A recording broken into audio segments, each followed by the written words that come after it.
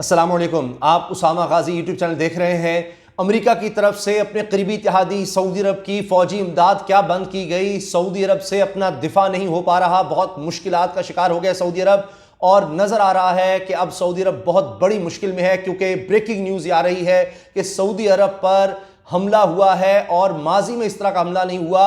ऐसा हमला कि जिसकी वजह से तैयारे में आग लग गई, मुसाफिर तैयारा, और ये एयरपोर्ट पर था। अबहा एयरपोर्ट है जिसको निशाना बनाया गया है, और 4 ड्रोन हमले हुए, यानी 4 ड्रोन उड़ाए गए, और हुसियों ने फौरी तौर पर इस हमले की जिम्मेदारी भी कबूल कर ली है। पहले कई दफा कोशिश की गई हुसियों की तरफ से इस तरह के हमले करने की, जिनको नाकाम बनाया गया। अभी चंद दिन पहले की बात है कि सऊदी अरब की तरफ से उनके तर्जमान, फौजी इत्तेहाद के तर्जमान तुर्की अल मालिकी ने भी इसकी तस्दीक की थी कि ड्रोन हमले हुए हैं और उनको नाकाम बनाया गया है। लेकिन ये असलहा बरदार ड्रोन हमले, जिसमें से बताया जा रहा है कि कुछ को तो नाकाम बनाया गया, यानी कुछ को हवा में तबाह कर दिया गया, लेकिन कुछ एयरपोर्ट तक पहुंचने में कामयाब रहे और उन्होंने वहां पर खड़े जहाज को नुकसान पहुंचाया। असलहे से लेस थे ये ड्रोन, और जहाज में आग लग गई। अब जाहिर है कि जहाज भी नाकारा हो गया, लेकिन शुक्र है सऊदी अरब की तरफ से अभी तक यही कहा जा रहा है कि कोई जानी नुकसान नहीं हुआ। लेकिन इसके बाद अब ये पूरा एयरपोर्ट नजर आ रहा है कि ये सारा का सारा बाग का एयरपोर्ट ये गैर महफूज हो गया है, और अब कभी भी हुसी इसी तरह से दोबारा इसको निशाना बना सकते हैं। हुसियों की तरफ से उनके तर्जमान ने भी इसकी तस्दीक कर दी है। अब ये लम्हा फिक्रिया है, और लगता है कि सऊदी अरब अमेरिका के ताल्लुकात अब और ज़्यादा ख़राब होने जा रहे हैं इस बड़े हमले के बाद। उसकी वजह यह है कि सऊदी अरब ने ट्रंप पर दबाव डाला था कि हम आपसे इतना असला खरीद रहे हैं और आप हुसियों को दहशतगर्द तंजीम डिक्लेयर करें। लेकिन जो बाइडन ने आते ही ऐलान कर दिया कि हुसियों को अब दहशतगर्द तंजीम नहीं हम रहने देंगे और उन पर से पाबंदी हटा देंगे। इसके साथ साथ वही कह रहे थे कि हम सब लोगों को मिलकर अब मुज़ाकरात की तरफ लाना चाहते हैं, अमन की तरफ लाना चाहते हैं, क्योंकि यमन में ये सबसे बड़ा मसला हो गया है। इस वक्त दुनिया में ह्यूमैनिटेरियन क्राइसिस है। यूएन ने कहा है कि इंसानी अलमिया इस वक्त जन्म ले चुका है यमन में सबसे बड़ा, और 2015 से हालात इस तरह से हैं, जब से सऊदी अरब ने इत्तेहाद बनाया और यमन में हुसियों के खिलाफ कार्रवाई शुरू की, तब से लेकर आज तक सऊदी अरब इस पर कंट्रोल नहीं कर पा रहा, और ख़ुद अब मोहम्मद बिन सलमान और सऊदी अरब से निकलना चाहते हैं। और उन्होंने अप्रिशिएट किया कि जो बाइडन चलें, ये तो कह रहे हैं कि अब वो सबको मिलाकर तमाम पॉलिटिकल फोर्सेस को इकट्ठा करना चाहते हैं, लेकिन ये उनको भी एक बहुत बड़ा धचका है। मोहम्मद बिन सलमान और सऊदी अरब के लिए भी ये बहुत बड़ा धचका है, क्योंकि हुसी एक तरफ इन हमलों की ना सिर्फ तस्दीक कर रहे हैं, जिम्मेदारी भी कबूल कर रहे हैं, और एपी हो, रॉयटर्स, हर तरफ अब ये खबर चल रही है, क्योंकि इस तरह का हमला एयरपोर्ट पर, पहले एयरपोर्ट पर एक बहुत बड़ा हमला देखा गया, लेकिन वो तब हुआ था जब यमन में जो 2 फोर्सेस थी हुसियों के अलावा, उनको मिलाकर एक काबीना तश्कील दी गई। सऊदी अरब में जाकर मुज़ाकरात हुए, कामयाब हुए।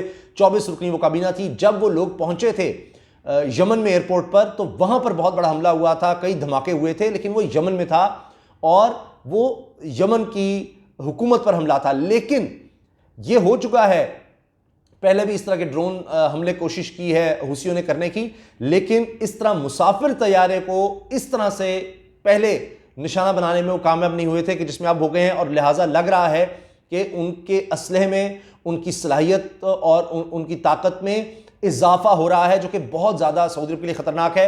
कि सऊदी अरब अपनी तमाम तर कोशिशों के बावजूद इन हमलों को नाकाम नहीं बना पा रहा। कोई ना कोई ड्रोन या कोई मिसाइल आकर हिट कर जाता है, जिसकी वजह से पूरे सऊदी अरब में एक गैर यकीनी की, अदम इस्तेहकाम की और गैर महफूज होने की एक फ़ज़ा बनती चली जा रही है। कभी लगता है कि उनकी बंदरगाहें महफूज नहीं हैं, वहाँ पर बहरी जहाज़ों को निशाना बनाया गया, उसमें आग लग गई, और इस वजह से आपने देखा, मैंने पहले भी आपको बताया था कि वहाँ पर जो बहरी जहाज़ों की इंश्योरेंस होती है, उसके रेट बहुत ज़्यादा बढ़ गए कि अब तो जनाब सऊदी अरब महफूज नहीं रहा।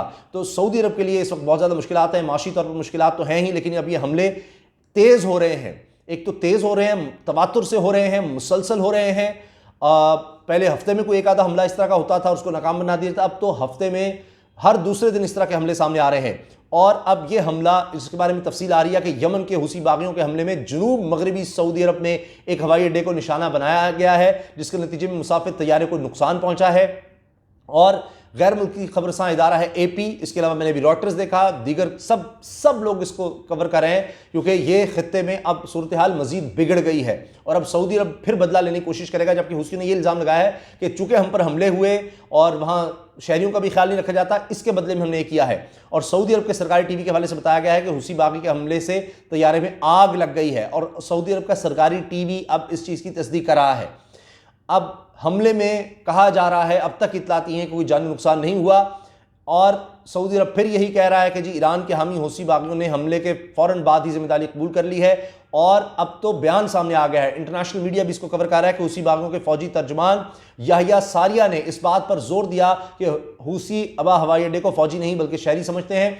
इन्होंने कहा कि हमारे मुल्क पर बमबारी और वहशियाना मुहासरे के जवाब में हमला किया गया है। हूसी बागियों के फौजी तर्जमान ने कहा कि हमले में बारूद से लेस 4 ड्रोन इस्तेमाल किए गए, 4 ड्रोन बैक वक्त इन्होंने इस्तेमाल किए हैं। अब आप देखें कितनी सोफिस्टिकेशन इनमें आती चली जा रही है।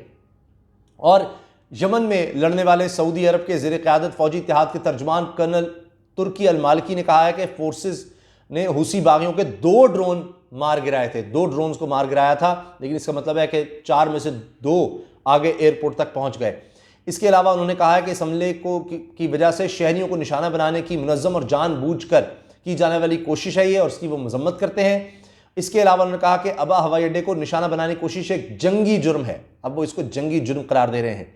यह भी कहा है कि हमले से शहरी मुसाफिरों की जान को खतरा बढ़ गया है। अब सऊदी अरब खुद ये चीज़ मान रहा है कि अब सऊदी अरब के हवाई अड्डे महफूज नहीं हैं। यह भी कहा गया है कि जिस वक्त हमला किया गया मुसाफिर तैयारा ज़मीन पर था और इसमें लगने वाली आग पर काबू पा लिया गया है, लेकिन जो तस्वीर नज़र आ रही हैं अब ये जहाज़ फ़िलहाल तोड़ने के काबिल नज़र नहीं आ रहा। यह भी एक बहुत बड़ा नुकसान है। हूसी बाग की जानिब से हमले की जिम्मेदारी अब ऐसे वक्त में कबूल की गई है, ये भी यानी ज़ख्मों पर नमक छिड़कना है सऊदी अरब के, या यूँ समझें कि आग पर तेल छिड़का जा रहा है कि अमेरिका ने ट्रंप इंतज़ामिया की जानिब से आखिरी लम्हात पर किए गए फैसले को वापस लेते हुए यमन में इंसानी बहरान के बायस हूसी बागों की तहरीक को दहशतगर्द तंजीम करार देने के दर्जा ख़त्म करने का इशारा दिया है। और फ़ोन करके अमेरिका के नए वज़ीर ख़ारजा ने फ़ोन करके सऊदी अरब के वज़ीर ख़ारजा को ये बता दिया है कि यमन के हवाले से उनकी क्या सोच है, इंसानी हुकूक के हवाले से क्या सोच है। और यमन में वो कह रहे हैं कि हमने तो अब इस जंग का मज़ीद हिस्सा नहीं बनना, और ये भी बता दिया है कि यूएई की भी और सऊदी अरब की दोनों की सपोर्ट रोक दी है, जो असली की फ़रोख्त थी वो रोक दी है, हर तरह का ताबन यमन जंग के हवाले से बिल्कुल रोक दिया है। और उसके बाद हूसियों के लगता है हौसले भी ज़्यादा बढ़ गए हैं, और उसके बाद उन्होंने अब इस तरह का हमला किया है। तो ये अब हालात ख़तरनाक हो रहे हैं सऊदी अरब के लिए। अब लगता है कि अमेरिका पर दबाव सऊदी अरब डालने की कोशिश करेगा कि देखें आपने हमें असलहा बेचना भी रोक दिया, हमारे साथ ताउन बिल्कुल रोक दिया, और देखें हम पर किस तरह के हमले हो रहे हैं। जबकि माजी में हमने देखा है कि सऊदी अरब के पास ये जो हालिया दोनों वज़ीर ख़ारजा सऊदी अरब और अमेरिका के वज़ीर ख़ारजा के दरमियान जो बातचीत हुई है उसमें तो लग रहा था कि सऊदी अरब तमाम चीज़ें मान रहा है कि बस आप किस तरह से हमें महफूज बनाने की कोशिश करें, और यमन की जंग को बिल्कुल ठीक आप ख़त्म करना चाहते हैं, हम आपके साथ हैं। और हर तरह से उन्होंने यानी अमेरिका की नई इंतज़ामिया के साथ भी चलने का ऐलान किया है सऊदी अरब ने, और उम्मीद ज़ाहिर की है कि वो हमारे साथ चलेगी नई इंतज़ामिया। तो सऊदी अरब के पास और कोई चॉइस नहीं है, लगता नहीं है कि वो अमेरिका को कोई धमका सकेगा या अमेरिका को पॉलिसी चेंज करने पर मजबूर कर सकेगा, या ये कि अमेरिका के आगे खड़ा हो जाएगा सऊदी अरब, ऐसा नज़र नहीं आ रहा। और वो जंग जो चंद हफ्तों का कहा गया था, मोहम्मद बिन सलमान को ये कहा गया था कि चंद हफ्तों में जीत लेंगे, और उस वक्त सऊदी अरब की तरफ से यूएई की तरफ से पाकिस्तान पर बड़ा दबाव डाला गया था कि पाकिस्तान भी इस जंग में हिस्सा ले। पाकिस्तान की एजेंसीज़ ने, पाकिस्तान की इंटेलिजेंस एजेंसी ने उसी वक्त ये फैसला ले लिया था, पाकिस्तान की फ़ौज ने, कि हम इस जंग में नहीं जाएंगे।